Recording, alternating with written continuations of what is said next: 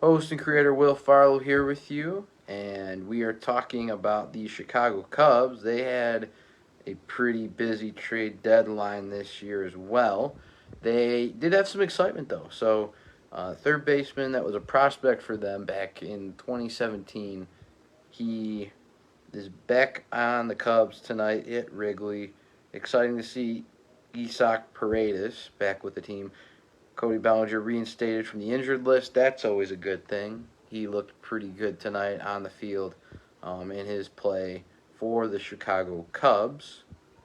And just looking at what we had happen today, we had some trades take place for the Cubs. Mark Leiter Jr. heading to the New York Yankees for prospects. We also had the Cubs, like I said, bring up Isaac Paredes. And just some interesting moves by the Cubs. Leiter Jr. was an interesting trade there. The Marlins did also claim a player from the Cubs, Jesus Tinoco. Marlins lost a lot of players, so they need all the guys they can get right now. Nate Pearson had a bit of an incident as well, so that was kind of a surprise.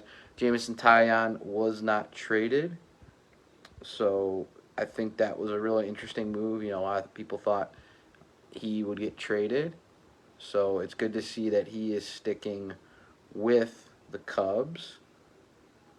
So just kind of looking at what they got as well from the New York Yankees.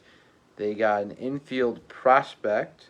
So it's Aniel De Los Santos, it turns out, also went in the deal with Mark Leiter Jr. to the New York Yankees. Leiter, 33 years old, and acquired by the Cubs is Double-A shortstop Ben Cowlis and Triple-A reliever Jack Neely. So those are the moves for the Cubs. The big shocker, of course, was when they went for Isaac Paredes, trading Christopher Morel. Morel did hit in his first at bat for Tampa Bay in his first game as a Tampa Bay Ray.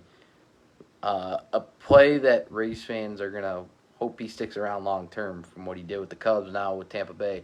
I think Tampa Bay is going to win this trade in the end, the way it looks. They got two young pitchers, a younger third baseman with still more potential, and a power bat they needed after losing Rosarena. I do kind of see the Cubs on the receiving end of Isaac Paredes.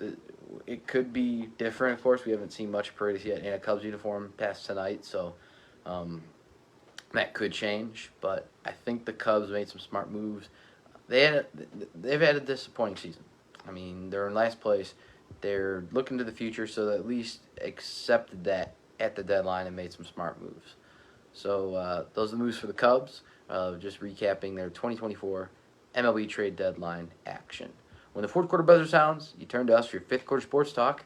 I'm your host, Will Farrell, saying so long from this Cubs 2024 MLB trade line, a recap of Facebook Live here on Will's fifth quarter special.